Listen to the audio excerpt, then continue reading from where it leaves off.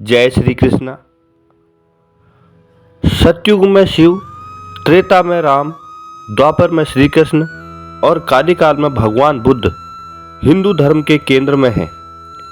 लेकिन श्री कृष्ण के धर्म की भूत वर्तमान में भविष्य का धर्म बताया गया है। श्री कृष्ण का जीवन ही हर तरह की शिक्षा देता है।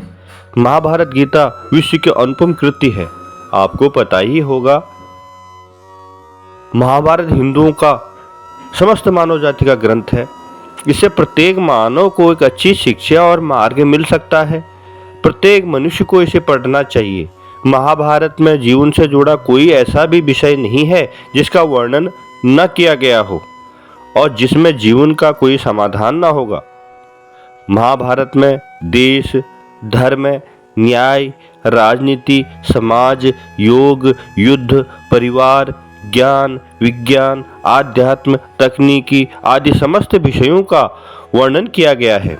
वर्तमान युग में महाभारत के एक प्रसंग से आज का मानव कुछ सीख ले सकता है। यह प्रसंग उस उक्त का है जिसमें 5 पांडवों का वनवास हो गया था। वनवास जाने से पूर्व पांडवों ने भगवान श्री कृष्ण से कहा, हे कृष्ण, अभी यह द्वापर का अंतकाल चल रहा है।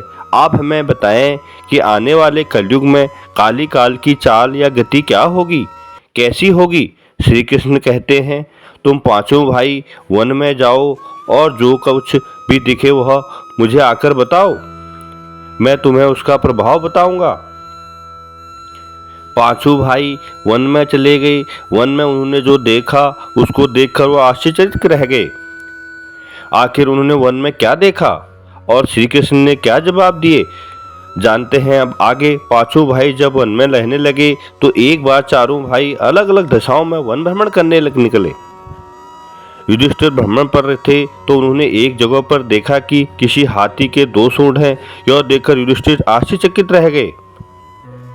अर्जुन ने देखा, दूसरी दिशा में भ्रमण करते थे। कुछ दूर जंगल में जाने पर उन्होंने जो देखा उसे देखकर वह आश्चर्य में पड़ गए।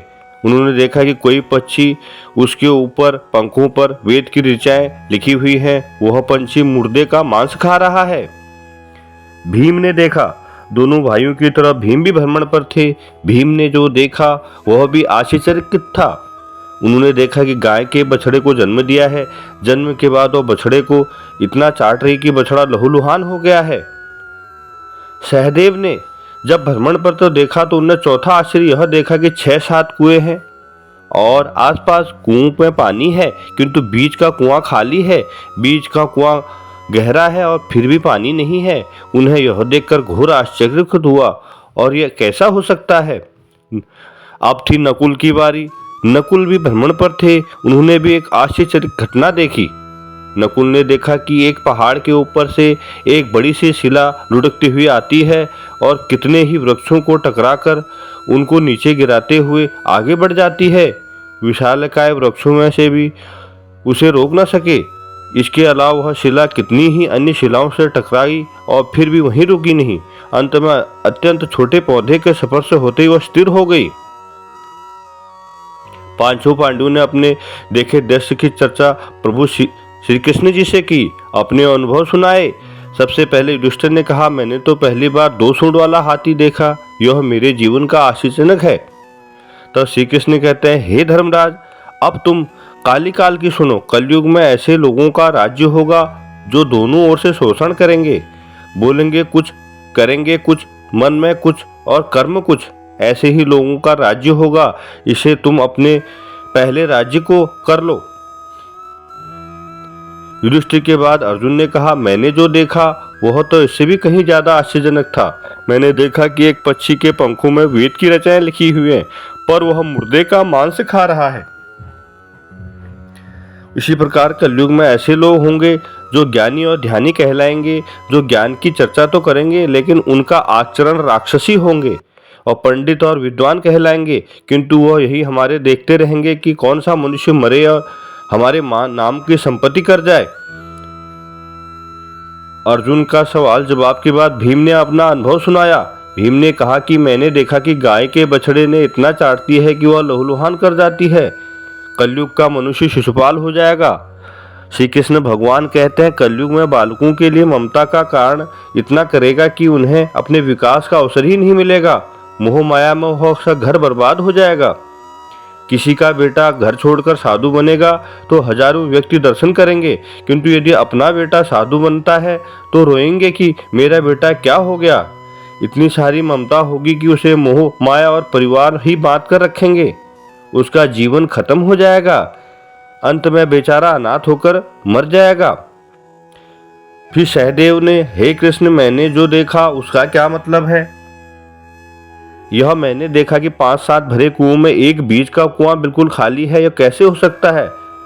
भगवान कहते हैं कलयुग में धनाढ्य लोग लड़के लड़की के विवाह में, मकान के उत्सव में, छोटे बड़े उत्सवों को तो लाखों रुपए खर्च कर देंगे, परंतु पड़ोस में ही यदि कोई भूखा प्यासा हो यह नहीं देखेंगे उसका पेट भरा है या नहीं।